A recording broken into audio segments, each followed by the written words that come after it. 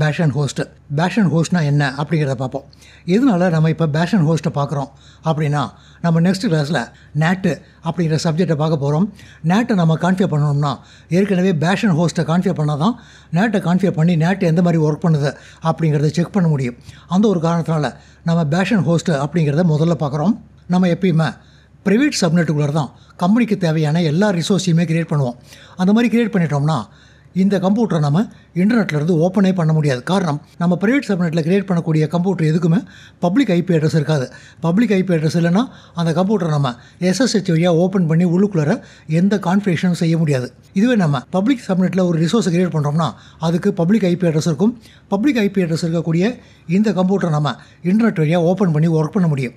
இந்த பேஷ் அண்ட் ஹோஸ்ட்டை எந்த மாதிரி யூஸ் பண்ணுவாங்க அப்படிங்கிறத பார்ப்போம். ப்ரைவேட் சப்நெட்டில் தேவையான கம்ப்யூட்டர் எல்லாமே க்ரியேட் பண்ணுவோம்.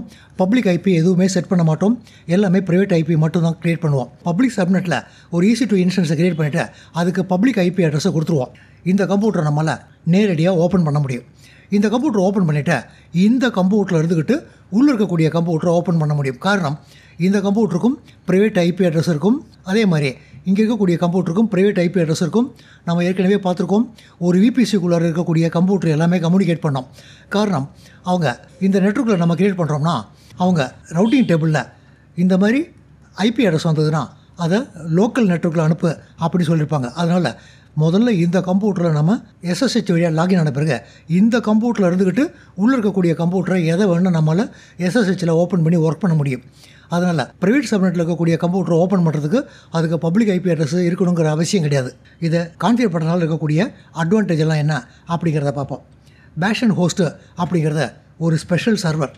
காரணம், இதை நம்ம இன்டர்நெட் வழியாக ஓப்பன் பண்ணி உள்ளே இருக்கக்கூடிய எல்லா கம்ப்யூட்டரையும் SSH வழியாக ஓப்பன் பண்ண போகிறோம்னா இதில் செக்யூரிட்டியை நம்ம கரெக்டாக கான்ஃபிகர் பண்ணோம். காரணம், இந்த கம்ப்யூட்டரில் லாகின் ஆன பிறகு தான் உள்ளே இருக்கக்கூடிய ப்ரைவேட் சப்நெட்டில் இருக்கக்கூடிய எல்லா கம்ப்யூட்டரையும் நம்ம செக்யூராக ஓப்பன் பண்ண போகிறோம்.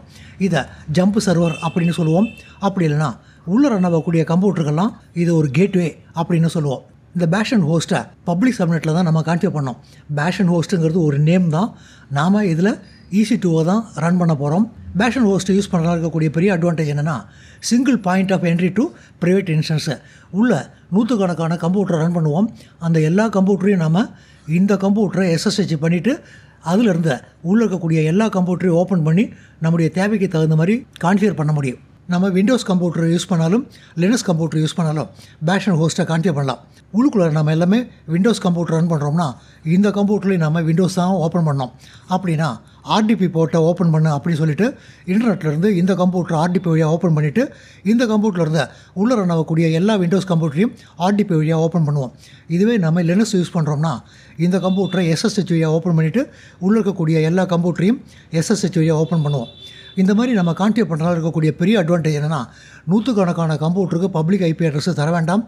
வெளியிலேருந்து உள்ளே ரன் ஆகக்கூடிய எந்த கம்ப்யூட்டரையும் யாராலையும் நேரடியாக அக்சஸ் பண்ண முடியாது. காரணம், அந்த கம்ப்யூட்டர் எதுக்குமே பப்ளிக் ஐபி அட்ரஸ் கிடையாது. அதனால் நமக்கு மினிமம் அட்டாக்கு வெளியிலேருந்து அட்டாக் பண்ணுறது கம்மியாகும். எந்த மாதிரி இடத்துலலாம் பேஷ் அண்ட் ஹோஸ்ட்டை யூஸ் பண்ணுவோம் அப்படிங்கிறத பார்ப்போம். உள்ளுக்குள்ளார ப்ரைவேட் சப்நெட்டில் நம்ம நிறையா கம்ப்யூட்டர் ரன் பண்ணுறோம்னா அதெல்லாம் அக்சஸ் பண்ணுறதுக்கு பேஷ் அண்ட் ஹோஸ்ட்டை யூஸ் பண்ணுவோம். உள்ளே ரன் ஆகக்கூடிய எல்லா கம்ப்யூட்டரையும் மெயின்டெனன்ஸ் பண்ணுறதுக்கு, ட்ரபிள் ஷூட் பண்ணுறதுக்கு பேஷ் அண்ட் ஹோஸ்ட் வழியாக உள்ளுக்குள்ளே லாகின் பண்ணி ஒர்க் பண்ண முடியும். கம்பெனியில் எப்பயுமே எந்த மாதிரி சொல்லுவாங்கன்னா, மேக்ஸிமம் கம்ப்யூட்டரை ப்ரைவேட் சப்நெட்டில் க்ரியேட் பண்ணுங்கள் அப்படின்னு தான் சொல்லுவாங்க.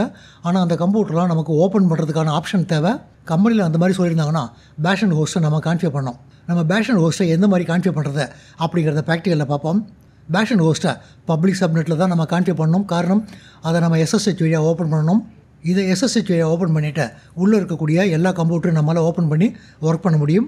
இந்த கம்ப்யூட்டர் நம்ம இன்டர்நெட்லேருந்து ஓப்பன் பண்ணுற மாதிரி கான்ஃபிகர் பண்ணுறோம்னா அதில் செக்யூரிட்டி குரூப்பில் யாரெல்லாம் அக்சஸ் பண்ணலாம், யாரெல்லாம் அக்சஸ் பண்ணக்கூடாது அப்படிங்கிறத கான்ஃபிகர் பண்ணணும். காரணம், நம்ம கம்பெனிக்கு உள்ளேருந்து தான் இதை ஓப்பன் பண்ணோம் அப்படின்னு கான்ஃபிகர் பண்ணுறது ரொம்ப செக்யூராக இருக்கும். இன்டர்நெட்லேருந்து யார் வேணால் ஓப்பன் பண்ணலாம் அப்படி சொல்லிட்டோம்னா யாராவது இந்த கம்ப்யூட்டரை ஹேக் பண்ணி ஓப்பன் பண்ணிட்டாங்கன்னா அவங்களுக்கு உள்ளே இருக்கக்கூடிய எல்லா கம்ப்யூட்டரையும் ஓப்பன் பண்ணி ஒர்க் பண்ணுறதுக்கான பர்மிஷன் வந்துடும். அதனால் இந்த கம்ப்யூட்டரை ரொம்ப செக்யூர் பண்ணணும். யாரெல்லாம் அக்சஸ் பண்ணலாம் அப்படிங்கிறத நம்ம ரெஸ்ட்ரிக்ட் பண்ணணும். இதில் இருக்கக்கூடிய ஒரு பிரச்சனை என்ன அப்படிங்கிறத பார்ப்போம். இந்த பிரச்சனையை எந்த மாதிரி சால்வ் பண்ணுறது அப்படிங்கிறத ப்ராக்டிக்கலில் பார்ப்போம். நாம் ஒரு கம்ப்யூட்டரை லோட் பண்ணும்போது அதனுடைய கீயை டவுன்லோட் பண்ணுவோம். இந்த கம்ப்யூட்டருடைய கீயை நம்முடைய விண்டோஸ் 10 கம்ப்யூட்டரில் டவுன்லோட் பண்ணி வச்சுருக்கோம். அதனால் அந்த கீயை யூஸ் பண்ணி இந்த கம்ப்யூட்டர் கூட SSHஐ கிரியேட் பண்ண முடியும். ஆனால் உள்ளே கிரியேட் பண்ணக்கூடிய கம்ப்யூட்டருக்கும் கீ இருக்குது. இந்த கம்ப்யூட்டர்லேருந்து இந்த கம்ப்யூட்டரை ஓப்பன் பண்ணணும் அப்படின்னு நினச்சோம்னா இந்த கம்ப்யூட்டரில் இந்த கம்ப்யூட்டருடைய கீ இருந்தால் மட்டும்தான் நம்மளால் ஓப்பன் பண்ண முடியும். அதுக்கு ஏஜென்ட்டு அப்படின்னு ஒரு ஆப்ஷன் இருக்குது. பவர் ஷெல்லில் ஏஜென்ட்டு அப்படிங்கிற அந்த ஆப்ஷனை யூஸ் பண்ணி நம்ம இந்த கம்ப்யூட்டருடைய கீயை இந்த கம்ப்யூட்டருக்கு எப்படி கொண்டு வர்றது அப்படிங்கிறத பார்ப்போம். இதை கான்ஃபிகர் பண்ணும்போது நம்ம ஒரு விஷயம் ஞாபகம் இருக்கணும். இங்கே பேஷ் அண்ட் ஹோஸ்ட்டுக்கு நம்ம என்ன கீயை க்ரியேட் பண்ணுறோமோ அதே கீயை யூஸ் பண்ணி தான் உள்ளே இருக்கக்கூடிய கம்ப்யூட்டர் எல்லாத்தையுமே க்ரியேட் பண்ணோம்.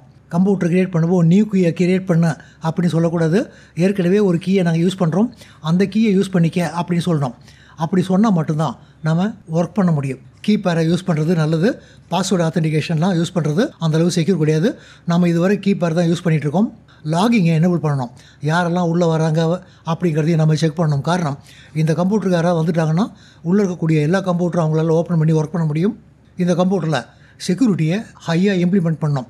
தேவையில்லாத சர்வீஸ் எல்லாம் ஆஃப் பண்ணிடணும். காரணம், ஒரு கம்ப்யூட்டரில் நிறையா சர்வீஸ் ரன் ஆகுதுன்னா அதை ஹேக் பண்ணுறதுக்கு நிறையா ஆப்ஷன் இருக்குது அப்படின்னு அர்த்தம். நம்ம மல்டி ஃபேக்டர் ஆத்தென்டிகேஷனை எனேபிள் பண்ணணும். அப்படி எனேபிள் பண்ணிட்டோம்னா இதை ஓப்பன் பண்ணுறது செக்யூராக யூஸர் ஓப்பன் பண்ணுவாங்க. அவங்க user name, password, mobile authentication use பண்ணி தான் உள்ளுக்குள்ளே லாகின் பண்ணுவாங்க. நம்ம ஏற்கனவே சிஸ்டம் மேனேஜர் அப்படிங்கிற ஆப்ஷன் பார்த்துருக்கோம். சிஸ்டம் மேனேஜரை உள்ளுக்குள்ளே நம்ம கான்ஃபிகர் பண்ணிட்டோம்னா இந்த கம்ப்யூட்டருக்கெல்லாம் பப்ளிக் ஐபி அட்ரஸ் இருக்கணுங்கிற அவசியம் கிடையாது. நேரடியாக உள்ளுக்குள்ளே எல்லாத்தையும் ஓப்பன் பண்ணி ஒர்க் பண்ணலாம். ஆனால் சிஸ்டம் மேனேஜருடைய காஸ்ட் ரொம்ப அதிகம். சின்ன கம்பெனிகளில் சிஸ்டம் மேனேஜரை யூஸ் பண்ணுறதுக்கு பதிலாக பேஷ் அண்ட் ஹோஸ்ட்டை யூஸ் பண்ணலாம். சிஸ்டம் மேனேஜரை யூஸ் பண்ணுறோம்னா ரொம்ப செக்யூராக உள்ளே இருக்கக்கூடிய கம்ப்யூட்டரை அக்சஸ் பண்ணலாம். சிஸ்டம் மேனேஜரை யூஸ் பண்ணுறீங்கன்னா உங்களுக்கு பேஷ் அண்ட் ஹோஸ்ட் வேணுங்கிற அவசியம் கிடையாது. நம்ம பேஷ் அண்ட் ஹோஸ்ட்டை யூஸ் பண்ணாலும் சிஸ்டம் மேனேஜரை யூஸ் பண்ணாலும் உள்ளே ரன் ஆகக்கூடிய கம்ப்யூட்டருக்கு ப்ரைவேட் ஐபி அட்ரஸ் இருந்தால் போதும். பப்ளிக் ஐபி அட்ரஸ் இருக்க வேண்டிய அவசியம் கிடையாது. இதை நம்ம கான்ஃபிகர் பண்ணுறதுக்கு என்ன செய்யணும் அப்படிங்கிறத பார்ப்போம். நம்ம ஏற்கனவே 10.2 அப்படின்னு ஒரு விபிசியை க்ரியேட் பண்ணிருக்கோம். அந்த விபிசியில் 2 சப்நெட்டு க்ரியேட் பண்ணிருக்கோம். ஒரு சப்நெட்டு பப்ளிக் அப்படின்னு க்ரியேட் பண்ணிருக்கோம், இன்னொரு சப்நெட்டு ப்ரைவேட் அப்படின்னு க்ரியேட் பண்ணிருக்கோம். பப்ளிக் சப்நெட்டில் ஒரு கம்ப்யூட்டரை க்ரியேட் பண்ணி அதை நம்ம பேஷ் அண்ட் ஹோஸ்ட்டாக யூஸ் பண்ண போகிறோம். ப்ரைவேட் சப்நெட்டில் க்ரியேட் பண்ணக்கூடிய கம்ப்யூட்டரை இந்த பப்ளிக் சப்நெட்டில் இருக்கக்கூடிய கம்ப்யூட்டரை இன்டர்நெட் வழியாக ஓப்பன் பண்ணி இதிலிருந்து இதை SSH வழியாக ஓப்பன் பண்ணி எப்படி ஒர்க் பண்ணுறது அப்படிங்கிறத பார்ப்போம். போர்ட்டலுக்கு போகிறோம். போர்ட்டலில் நம்ம முதல்ல 2 EC2 இன்ஸ்டன்ஸை க்ரியேட் பண்ணோம். EC2 இன்ஸ்டன்ஸை க்ரியேட் பண்ணும்போது பேஷ் அண்ட் ஹோஸ்ட்டுக்காக முதல்ல ஒரு EC2 இன்ஸ்டன்ஸை க்ரியேட் பண்ணுறோம். லான்ச் இன்ஸ்டன்ஸு அப்படிங்கிறத செலக்ட் பண்ணுறோம். நேமில் பேஷ் அண்ட் ஹோஸ்ட்டு அப்படின்னே பேர் கொடுத்துக்கிறோம். இந்த கம்ப்யூட்டரையும் லினக்ஸ் தான் யூஸ் பண்ண போகிறோம். T2 மைக்ரோ அப்படிங்கிறத செலக்ட் பண்ணிக்கிறோம். நம்ம கீப்பரை ஏற்கனவே டவுன்லோட் பண்ணியிருக்கோம். அதே கீப்பரை தான் நான் எல்லாத்துக்கும் யூஸ் பண்ண போகிறோம். இதே கீப்பரை யூஸ் பண்ணி தான் ப்ரைவேட் சப்நெட்லேயும் நம்ம கம்ப்யூட்டர் எல்லாமே க்ரியேட் பண்ணோம். கீப்பர் எது அப்படிங்கிறத செலக்ட் பண்ணிட்டோம். இந்த இடத்துல எடிட் அப்படிங்கிறத செலக்ட் பண்ணிவிட்டு நாம் க்ரியேட் பண்ண விபிசிக்குள்ளார இதை லோட் பண்ண அப்படி சொல்லிட்டோம். 10.0 அப்படின்னு ஏற்கனவே ஒரு விபிசி க்ரியேட் பண்ணியிருக்கோம். அதுக்குள்ளார லோட் பண்ண அப்படின்னு சொல்லிட்டோம். பப்ளிக்கு சப்நெட்டில் தான் இதை நம்ம லோட் பண்ண போகிறோம். அதனால் பப்ளிக்கு 1A அப்படிங்கிற இந்த சப்நெட்டையே செலக்ட் பண்ணிக்கிறோம். பப்ளிக்கு 1A அப்படின்னா அவைலபிலிட்டி ஜோனில் நாம் க்ரியேட் பண்ணியிருக்கக்கூடிய பப்ளிக் சப்நெட்டு அப்படின்னு அர்த்தம். பப்ளிக் ஐபி அட்ரஸை எனேபிள் பண்ணிக்கிறோம். காரணம், பப்ளிக் ஐபி அட்ரஸை எனேபிள் பண்ணால் மட்டும்தான் இதை நம்மளால் ஓப்பன் பண்ணி ஒர்க் பண்ண முடியும். ஒரு செக்யூரிட்டி குரூப்பை க்ரியேட் பண்ண போகிறோம். இதில் SSHஐ ஓப்பன் பண்ண அப்படின்னா செக்யூரிட்டி குரூப்பை க்ரியேட் பண்ணுறோம். இங்கேயும் SSH அப்படின்னு பேர் கொடுத்துட்றோம். SSH போர்ட்டை மட்டும் ஓப்பன் பண்ண அப்படி சொல்லியிருக்கோம். வேறு எதையும் நம்ம ஓப்பன் பண்ணலை. மீதி எல்லாமே டிஃபால்ட்டு அப்படின்னு சொல்லிட்டு லான்ச் இன்ஸ்டன்ஸு அப்படிங்கிறத கிளிக் பண்ணுறோம். நம்ம இன்னொரு இன்ஸ்டன்ஸை க்ரியேட் பண்ணோம். அதுக்கு இன்ஸ்டன்ஸு அப்படிங்கிறத செலக்ட் பண்ணிவிட்டு லான்ச் இன்ஸ்டன்ஸு அப்படிங்கிறத கிளிக் பண்ணுறோம். இது ப்ரைவேட் சப்நெட்டில் இருக்கக்கூடிய ஹோஸ்ட்டு அப்படின்னே பேர் கொடுத்துக்கிறோம். இதை நம்ம கான்ஃபிகர் பண்ணும்போது ப்ரைவேட் சப்நெட்டுக்குள்ளே தான் கான்ஃபிகர் பண்ணோம். லினக்ஸ் தான் லோட் பண்ணுறோம். T2 மைக்ரோ அப்படிங்கிறத செலக்ட் பண்ணிக்கிறோம். கீயை நம்ம செலக்ட் பண்ணும்போது ஏற்கனவே நம்ம விண்டோஸ் 10 கம்ப்யூட்டரில் டவுன்லோட் பண்ணி வச்சுருக்கக்கூடிய அதே கீயை செலக்ட் பண்ணிக்கிறோம். சப்நெட்டை நம்ம கரெக்டாக கான்ஃபிகர் பண்ணோம். இந்த இடத்துல கிளிக் பண்ணிவிட்டு நாம் க்ரியேட் பண்ண BZVPC அப்படிங்கிறத செலக்ட் பண்ணிக்கிறோம்.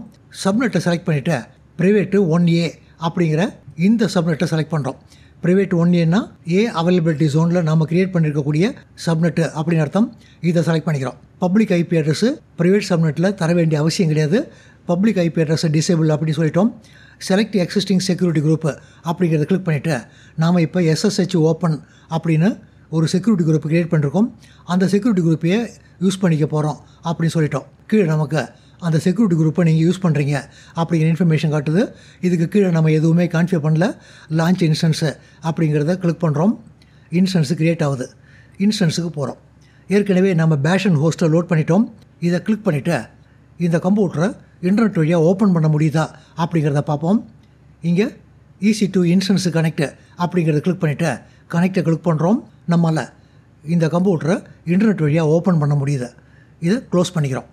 இனிமேல் நம்ம விண்டோஸு கம்ப்யூட்டர்லேருந்து SSH வழியாக இந்த கம்ப்யூட்டரை ஓப்பன் பண்ணி ஒர்க் பண்ணணும்.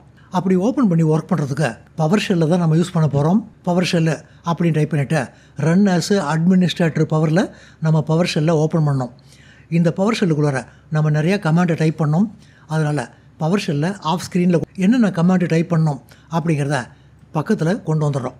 உள்ளுக்குள்ளார SSH ஏஜென்ட்டு அப்படின்னு ஒரு ஆப்ஷன் இருக்கும்.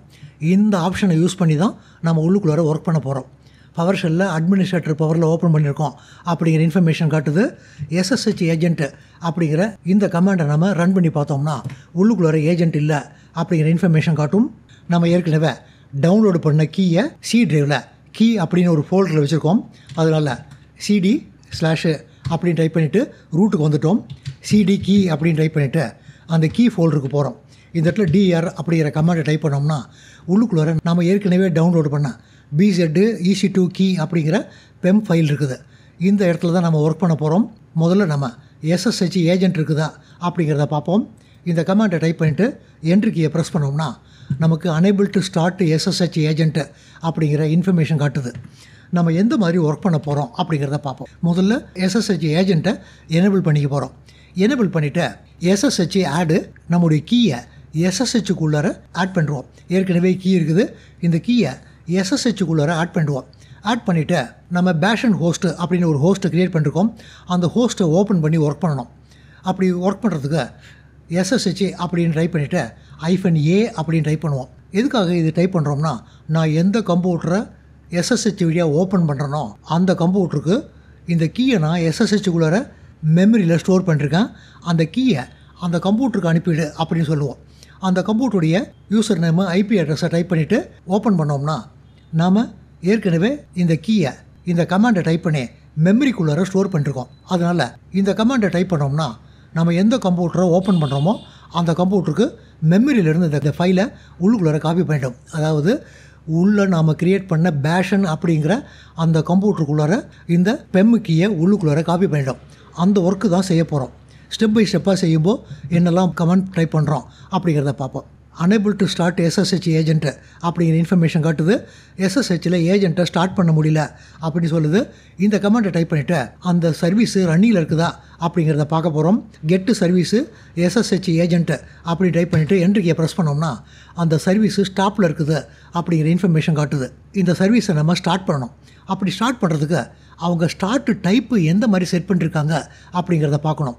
அதுக்கு கெட்டு service SSH agent select start type அப்படின்னு உள்ளுக்குள்ளார ஸ்டார்ட் டைப்பை அவங்க எந்த மாதிரி செட் பண்ணியிருக்காங்க அப்படின்னு கேட்க போகிறோம். இந்த இடத்துல என்ட்ரியை ப்ரெஸ் பண்ணுறோம். ப்ரெஸ் பண்ணோம்னா ஸ்டார்ட் டைப்பை அவங்க டிசேபிள் பண்ணியிருக்காங்க அப்படிங்கிற இன்ஃபர்மேஷன் காட்டுது. அதாவது SSH ஏஜென்ட்டை உங்களால் ஸ்டார்ட் பண்ண முடியாது, அவங்களே டிசேபிள் பண்ணி வச்சுருக்காங்க அப்படிங்கிற இன்ஃபர்மேஷன் காட்டுது. நாம் அடுத்த கமெண்டில் என்ன சொல்கிறோம்னா கெட்டு சர்வீஸு நேமு SSH ஏஜென்ட்டு இந்த சர்வீஸை கேளு. செட்டு சர்வீஸு அந்த சர்வீஸில் என்ன செட் பண்ணணும்னா ஸ்டார்ட் அப்பை மேனுவல் அப்படின்னு நீ செட் பண்ணு அப்படின்னு சொல்லிட்டோம். அப்படி சொல்லிட்டோம்னா டிசேபிள் அப்படிங்கிறது ஸ்டார்ட் டைப்பு மேனுவல் அப்படின்னு காட்டும். மேனுவல் அப்படின்னு காட்டிடுச்சுனால நம்ம அந்த சர்வீஸை மேனுவலை ஆன் பண்ணிடலாம். அதனால் இந்த கமாண்டை அப்படியே காப்பி பண்ணிவிட்டு இந்த இடத்துல ஃபேஸ் பண்ணுறோம். என்ட்ரியை ப்ரெஸ் பண்ணுறோம். இப்போ நம்ம ஏற்கனவே டைப் பண்ண அதே கமாண்டை டைப் பண்ணி பார்க்க போகிறோம். இப்போ நமக்கு டிசேபிள்டு அப்படின்னு காட்டாது, மேனுவல் அப்படின்னு காட்டும். அதாவது இந்த சர்வீஸை நீங்கள் மேனுவலாக ஆன் பண்ணலாம் அப்படின்னு காட்டுது. இனிமேல் நம்ம SSH ஏஜென்ட் அப்படிங்கிற சர்வீஸை ஆன் பண்ணிடலாம். அப்படி ஆன் பண்ணுறதுக்கு ஸ்டார்ட் சர்வீஸு SSH ஏஜென்ட் அப்படின்னு மேனுவலாக அந்த சர்வீஸை நம்ம ஆன் பண்ண போகிறோம். இங்கே கிளிக் பண்ணிக்கிட்டு என்ட்ரியை ப்ரெஸ் பண்ணுறோம். இப்போ நம்ம கெட்டு சர்வீஸு அப்படின்னு சொன்னோம்னா சர்வீஸ் ரன்னிங்கில் இருக்குது அப்படிங்கிற இன்ஃபர்மேஷன் காட்டும். நம்ம ஏற்கனவே கெட்டு சர்வீஸு அப்படிங்கிற கமாண்டை டைப் பண்ணியிருக்கோம். இந்த கமாண்டை டைப் பண்ணிவிட்டு என்ட்ரியை ப்ரெஸ் பண்ணோம்னா சர்வீஸு ரன்னிங்கில் இருக்குது அப்படிங்கிற இன்ஃபர்மேஷன் காட்டுது. நாம் இங்கே என்னெல்லாம் செஞ்சுருக்கோம் அப்படிங்கிறத நோட் பண்ணிக்கணும். இந்த கமாண்டை முதல்ல டைப் பண்ணோம், சர்வீஸ் இல்லை அப்படின்னு சொல்லிச்சு. இந்த சர்வீஸோடைய இன்ஃபர்மேஷன் என்ன அப்படின்னு காட்டும், டிசேபிள் அப்படின்னு காட்டிச்சு. அடுத்த கமாண்டை டைப் பண்ணிவிட்டு ஸ்டார்ட் டைப்பு என்னவாக இருக்குது அப்படின்னு காட்டும். அது டிசேபிள் இருக்குது அப்படின்னு காட்டிச்சு. நம்ம ஸ்டார்ட் டைப்பை மேனுவல் அப்படின்னு மாற்றிட்டோம். மேனுவல்னு மாற்றின பிறகு அந்த சர்வீஸை ஸ்டார்ட் பண்ணு அப்படின்னு சொல்லிட்டோம். இப்போ நம்ம மேலே இருக்கக்கூடிய கமாண்டை டைப் பண்ணோம்னா நமக்கு எரர் மெசேஜ் காட்டாது. இந்த கமாண்டை காப்பி பண்ணிவிட்டு ஃபேஸ் பண்ணிவிட்டு என்ட்ரியை ப்ரெஸ் பண்ணுறோம். எரர் மெசேஜ் காட்டலை. முதல்ல நம்ம இந்த கமாண்டை டைப் பண்ணி பார்த்தோம். அனேபிள் டு ஸ்டார்ட்டு அப்படின்னு காட்டிச்சு, எரர் மெசேஜ் காட்டிச்சு. இப்போ அதே கமாண்டை டைப் பண்ணி பார்த்தோம்னா எரர் மெசேஜ் காட்டலை. இந்த இடத்துல டிஆர் கமாண்டை ஒரு தடவை டைப் பண்ணிக்கிறோம். காரணம் நம்முடைய கீயினுடைய நேம் என்ன அப்படின்னு தெரியணும். கீயினுடைய நேமை அப்படியே நோட் பண்ணிக்கிறோம். SSH ஆட் அப்படிங்கிற கமாண்டை டைப் பண்ணிவிட்டு அந்த கீயை மெமரிக்குள்ளார ஆட் பண்ணு அப்படின்னு சொல்ல போகிறோம். கீ இப்போ C டிரைவில் ஒரு ஃபைலில் தான் இருக்குது. அதை எடுத்து SSHனுடைய மெமரிக்குள்ளார ஸ்டோர் பண்ண அப்படின்னு சொல்கிறதுக்கு தான் இந்த கமாண்டை டைப் பண்ணுறோம். SSH -ஆடு அப்படின்னு டைப் பண்ணிவிட்டு இந்த கீயினுடைய பேரை டைப் பண்ணணும். BZEC2key.pem அப்படின்னு டைப் பண்ணிவிட்டு அந்த கீயை மெமரிக்குள்ளார ஆட் பண்ண அப்படின்னு சொல்கிறோம். என்ட்ரி கீயை ப்ரெஸ் பண்ணதும் நமக்கு பர்மிஷனில் எரர் இருக்குது அப்படிங்கிற இன்ஃபர்மேஷன் காட்டுது. அந்த ஃபைலுடைய பர்மிஷனை சேஞ்ச் பண்ணணும். ஃபைலை ரைட்டு பண்ணிட்டு ப்ராப்பர்ட்டியை செலக்ட் பண்ணுறோம். இந்த இடத்துல செக்யூரிட்டி அப்படிங்கிறத செலக்ட் பண்ணிட்டு அட்மினிஸ்ட்ரேட்டர் மட்டும்தான் அதை ஓப்பன் பண்ணணும் அப்படின்னு கான்ஃபிகர் பண்ண போகிறோம். யூஸருடைய பர்மிஷன்லாம் ரிமூவ் பண்ணணும். அதுக்கு இந்த இடத்துல எடிட்டு அப்படிங்கிறத செலக்ட் பண்ணால் நம்மளால் ரிமூவ் பண்ண முடியாது. அட்வான்ஸ்டு அப்படிங்கிற ஆப்ஷனை செலக்ட் பண்ணுறோம். டிசேபிள் இன்ஹெரிட்டன்ஸு அப்படிங்கிறத கிளிக் பண்ணிவிட்டு பர்மிஷனை லோக்கல் பர்மிஷனாக மாற்றிட்டோம். யூஸர் அப்படிங்கிறத செலக்ட் பண்ணிவிட்டு ரிமூவை செலக்ட் பண்ணுறோம். ரிமூவ் ஆகிடுச்சு. ஆத்தென்டிகேட்டட் யூஸர் அப்படிங்கிறதையும் ரிமூவ் பண்ணிட்டோம். அட்மினிஸ்ட்ரேட்டருக்கு மட்டும்தான் பவர் இருக்குது அப்படி சொல்லிட்டோம். ஓகே அப்படின்னு கிளிக் பண்ணிவிட்டு ஓகேவை கிளிக் பண்ணிட்டோம். அந்த கமெண்டில் என்ன சொல்லுதுன்னா, நீங்கள் இந்த கீக்கு ஓவராக பர்மிஷன் கொடுத்துருக்கீங்க அப்படின்னு தான் சொல்லிச்சு. திரும்ப ஏற்கனவே டைப் பண்ண அதே கமெண்டை டைப் பண்ணுறோம். என்ட்ரியை ப்ரெஸ் பண்ணுறோம். உள்ளுக்குள்ளார ஆட் பண்ணிடுச்சு அப்படிங்கிற இன்ஃபர்மேஷன் காட்டுது. அதாவது கீயை மெமரிக்குள்ளார ஆட் பண்ணிடுச்சு. இனிமேல் நம்ம பேஷ் அண்ட் ஹோஸ்ட்டு அப்படின்னு AWSல ஒரு EC2 இன்ஸ்டன்ஸை க்ரியேட் பண்ணியிருக்கோம். அந்த இன்ஸ்டன்ஸை பப்ளிக் IP அட்ரஸை யூஸ் பண்ணி ஓப்பன் பண்ணணும். இன்ஸ்டன்ஸை செலக்ட் பண்ணுறோம். பேஷ் அண்ட் ஹோஸ்ட்டு அப்படிங்கிறத கிளிக் பண்ணிவிட்டு அதனுடைய பப்ளிக் IP அட்ரஸ் என்ன அப்படிங்கிறத காப்பி பண்ணிக்கிறோம். காப்பி பண்ணிவிட்டு உள்ளுக்குள்ளார கீ ஆட் ஆகிருக்குதா அப்படிங்கிறத பார்க்குறதுக்கு -L அப்படின்னு டைப் பண்ணோம்னா கீ உள்ளுக்குள்ளார ஆட் ஆகிருக்குது அப்படிங்கிற இன்ஃபர்மேஷன் காட்டும். மெமரிக்குள்ளார இந்த ஷா கீ இருக்குது அப்படிங்கிற இன்ஃபர்மேஷன் காட்டுது. இனிமேல் நம்ம SSHஐ யூஸ் பண்ணி அந்த கம்ப்யூட்டரை ஓப்பன் பண்ணலாம். இந்த இடத்துல -A அப்படின்னு கேபிட்டலாக டைப் பண்ணோம். காரணம் நாம் SSH ஏஜெண்ட்டை யூஸ் பண்ணுறோம். மெமரிக்குள்ளார இருக்கக்கூடிய இந்த கீயை எடுத்து நான் எந்த கம்ப்யூட்டரை இப்போ ஓப்பன் பண்ண போகிறேனோ அந்த கம்ப்யூட்டருக்குள்ளார நீ காப்பி பண்ணிவிடு அப்படின்னு சொல்கிறதுக்கு இந்த கமெண்டை டைப் பண்ணுறோம். இந்த கமெண்டை டைப் பண்ணிவிட்டு யூசர் நேமில் EC2-user அப்படின்னு டைப் பண்ணிக்கிறோம். டிஃபால்ட்டாக AWSல EC2க்கு இதுதான் யூசர் நேமு. இந்த இடத்துல அப்படின்னு டைப் பண்ணிவிட்டு நாம் ஏற்கனவே பப்ளிக் IP அட்ரஸை காப்பி பண்ணியிருக்கோம். இந்த கமாண்டை டைப் பண்ணுறோம். இந்த கமாண்ட் என்ன செய்யுது அப்படிங்கிறது நல்லா ஞாபகம் இருக்கணும். நாம் இந்த கமாண்டை டைப் பண்ணி இந்த கீயை மெமரிக்குள்ளார ஸ்டோர் பண்ணு அப்படின்னு சொல்லிட்டோம். இந்த A அப்படின்னு டைப் பண்ணோம்னா இந்த கம்ப்யூட்டரை ஓப்பன் பண்ணு அப்படின்னு சொல்கிறோம். இந்த கம்ப்யூட்டரை ஓப்பன் பண்ணும்போது மெமரிக்குள்ளார SSH கீ இருக்குது. இதை அந்த பேஷன் கம்ப்யூட்டருக்குள்ளார காப்பி பண்ணு அப்படின்னு சொல்லிட்டா பேஷன் ஹோஸ்ட்டுக்குள்ளார காப்பி பண்ணிட்டோம். இதுக்கப்புறம் உள்ளே இருக்கக்கூடிய கம்ப்யூட்டரை நம்ம SSHஐ யூஸ் பண்ணி ஓப்பன் பண்ணோம்னா ஏற்கனவே இந்த கீ உள்ளுக்குள்ளார காப்பி பண்ணிடுச்சு. அந்த கீயை யூஸ் பண்ணி உள்ளே இருக்கக்கூடிய கம்ப்யூட்டரை ஓப்பன் பண்ணிட்டோம். என்ட்ரி கீயை ப்ரெஸ் பண்ணுறோம். கண்டினியூ பண்ணட்டா அப்படின்னு கேட்குது. எஸ் அப்படி டைப் பண்ணிவிட்டு என்ட்ரி கீயை ப்ரெஸ் பண்ணுறோம். நமக்கு ஓப்பன் ஆகிடுச்சு. இந்த கமாண்டெல்லாம் என்ன டைப் பண்ணோம் அப்படிங்கிறது தெரியணும். இதுக்கப்புறம் உள்ளே போன பிறகு SSH அப்படின்னு சொல்லிவிட்டு ப்ரைவேட் IP அட்ரஸை டைப் பண்ணாலே ஓப்பன் ஆகும். கீ எல்லாம் சொல்ல வேண்டிய அவசியம் கிடையாது. காரணம் நாம் இப்போ ஓப்பன் பண்ணியிருக்கக்கூடிய கம்ப்யூட்டருக்குள்ளார கீ வந்துடுச்சு. அதனால் இந்த கீயை யூஸ் பண்ணி உள்ளே இருக்கக்கூடிய எல்லா கம்ப்யூட்டரும் நம்மளால் ஓப்பன் பண்ண முடியும். இந்த ஸ்க்ரீனை கொஞ்சம் பெருசு பண்ணிக்கிறோம். இனிமேல் நம்ம SSH கமாண்டை யூஸ் பண்ணி உள்ளே இருக்கிறதெல்லாம் ஓப்பன் பண்ணலாம். AWSக்கு போகிறோம். இந்த கம்ப்யூட்டரை ஓப்பன் பண்ணுறோம். இது ப்ரைவேட் சப்நெட்டில் இருக்குது. இதுக்கு பப்ளிக் IP அட்ரஸ் கிடையாது. நம்ம ப்ரைவேட் IP அட்ரஸை யூஸ் பண்ணி தான் பேஷ் அண்ட் ஹோஸ்ட் வழியாக ப்ரைவேட் சப்நெட்டில் இருக்கக்கூடிய கம்ப்யூட்டரை ஓப்பன் பண்ண போகிறோம். இதை காப்பி பண்ணிவிட்டு விண்டோஸ் 10 கம்ப்யூட்டரில் SSH அப்படின்னு டைப் பண்ணிவிட்டு EC2-user அப்படின்னு டைப் பண்ணிவிட்டு அந்த உள்ளே ரன் ஆகக்கூடிய ப்ரைவேட் சப்நெட்டில் ரன் ஆகக்கூடிய கம்ப்யூட்டருடைய ப்ரைவேட் IP அட்ரஸை தான் யூஸ் பண்ணுறோம். என்ட்ரி கீயை ப்ரெஸ் பண்ணுறோம். இந்த இடத்துல எஸ் அப்படின்னு டைப் பண்ணோம்னா நமக்கு உள்ளே இருக்கக்கூடிய கம்ப்யூட்ரு ஓப்பன் ஆகிடும். இப்போ நமக்கு 10.0.211 அப்படிங்கிற கம்ப்யூட்டர் ஓப்பன் ஆகிருக்குது. ஏற்கனவே எந்த கம்ப்யூட்டர் ஓப்பன் ஆகிருக்குதுன்னா 10.0.211 1.187 அப்படிங்கிற கம்ப்யூட்டரை பப்ளிக் ஐபி அட்ரஸை யூஸ் பண்ணி நம்ம ஓப்பன் பண்ணோம். இது பப்ளிக் ஐபி அட்ரஸ்ஸு.